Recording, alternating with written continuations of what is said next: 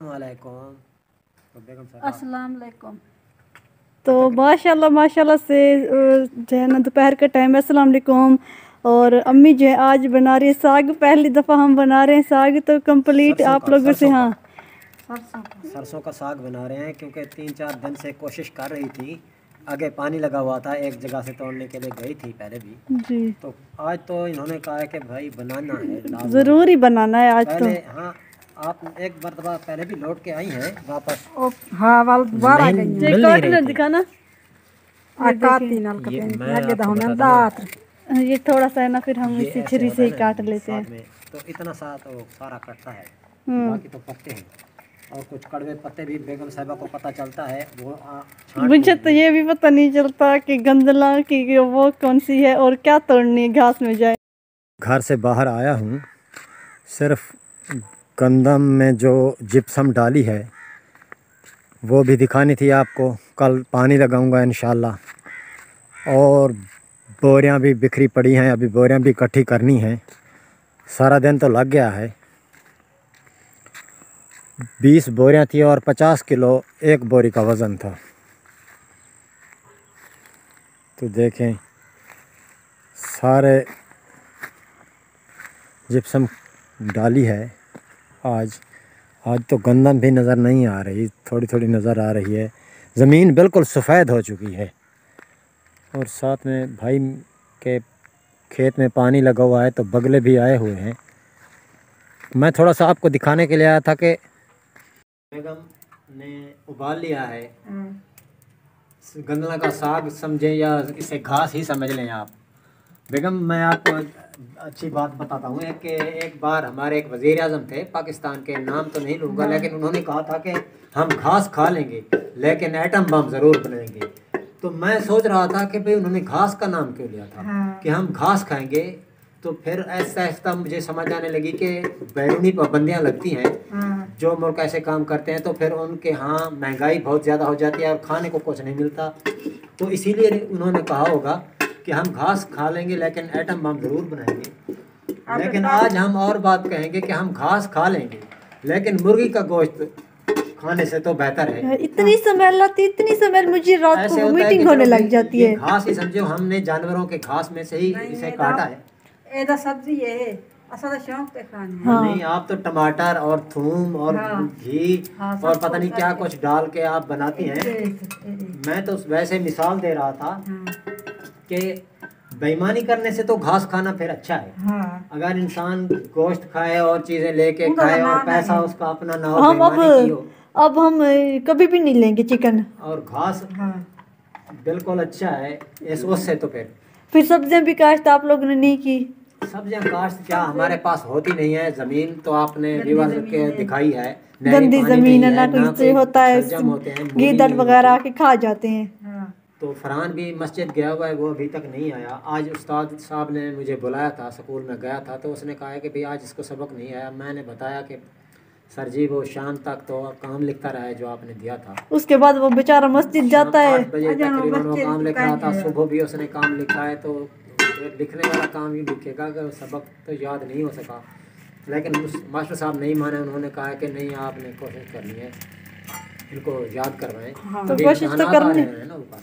तो मैं अभी इसको कहती हूँ कि करो, फिर जो ये कहता है मैं मोबाइल देखूंगा, फिर ये 1 घंटा मोबाइल ना देना, फिर रोने लग जाता है। तो लाडला बन गया कुछ नहीं। वो तो ठीक है, लाडला बन गया, लेकिन स्कूल का काम तो फिर करना होगा ना। स्कूल का काम उसे लाजमन करना होगा। जाना है तो पहले सुबह भी कह रहा था कि कहते हो तो भाई मैं नहीं जाता। तो बेगम आज आपने साग जो है ना उसको मंदना क्या कहते हैं, मुझे तो आ गया फरहान। हाँ, ये देखो मंदना इसको कहते हैं। ये फरहान की कैप फरहान की है माशाल्लाह। फरहान इधर भाग क्या, देखो इधर से आएगा, उधर से कभी नहीं आएगा, इधर से भाग के आके जंप लगेगा। ये देखें, सलाम करो फरहान। अस्सलाम वालेकुम।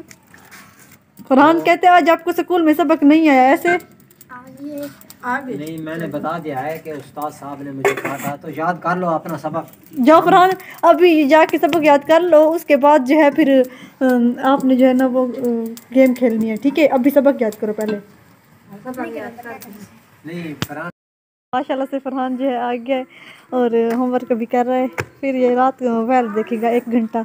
उधर से अम्मी भी बुला रही हैं तो वो देखो फरहान इतना शरारती बच्चा बन गया फरहान। तो फरहान की अब 4 क्लास में पढ़ता है ना, बुक्स ज़्यादा हो गई, 5 क्लास में फिर और ज़्यादा, फिर कॉपी होमवर्क ये ऐसे बढ़ता जाएगा फरहान।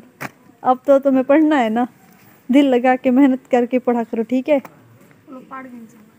अब चलो पढ़ गिन सवाल क्यों पढ़ से जब तक हैं पढ़ ले क्या? पढ़ लूँगा। हाँ इंशाल्लाह इंशाल्लाह कोशिश करेंगे कि ये जो है ना इसको सबक याद करवाया करें, ये याद करके जाया करे और कभी शिकायत ना आए इसकी। सब धनिया और ये साग जो है इसका मंधना जो कहते हैं वो अब हम इसे अंदर मार रहे हैं साग को। मसाला पहले हमने तड़का लगा लिया था। देखें बहुत ज्यादा मेहनत होती है, बहुत हाँ। ज्यादा, सारे दिन ऐसे नहीं बनता। 4-5 घंटे तो बॉयल होने में लग जाते हैं, क्योंकि लकड़ियाँ बहुत ज़्यादा लगती हैं। बात तो पहले बता चुके हैं कि है तो घास, हाँ। लेकिन मेहनत ज्यादा बहुत ज्यादा होती है। फिर ऐसे बन जाता है कि आप खाते खाते थकते नहीं है। आप बनाए। मुर्गी की भाजी और एक बात ये है कि इसमें मक्खन होता है ना, ज़्यादा मज़ा आता है। मक्खन भी। और 1 साल पहले की बात है कि एक आदमी के पास मैं गया था तो उसने कहा कि भाई उसकी बेगम ने मुझे शिकायत की कि आज इसने जो है ना साग बाहर फेंक दिया है।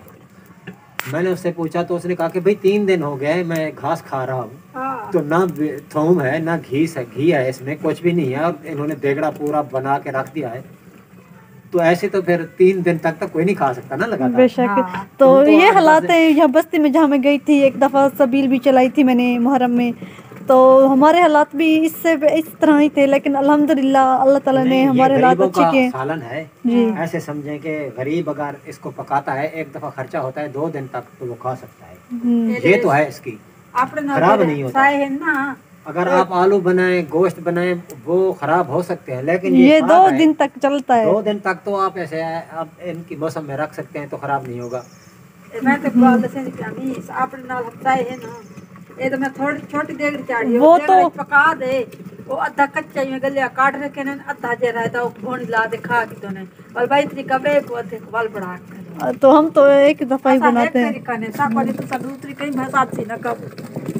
माशाल्लाह माशाल्लाह। 1 मिनट दिखा देना, ये देखिए। हाँ भाप उठ रही है ना, अंदर से नजर नहीं आ रहा कुछ। कुछ भी नजर नहीं आ रहा। अरे बड़ा लहर की छोटी और तबे का क्योंकि अब जो है ना तंदूरी कुछ गर्म ज़्यादा नहीं थी, 2-3 तवे पे बनाएंगे फिर तंदूरी में लगाएंगे।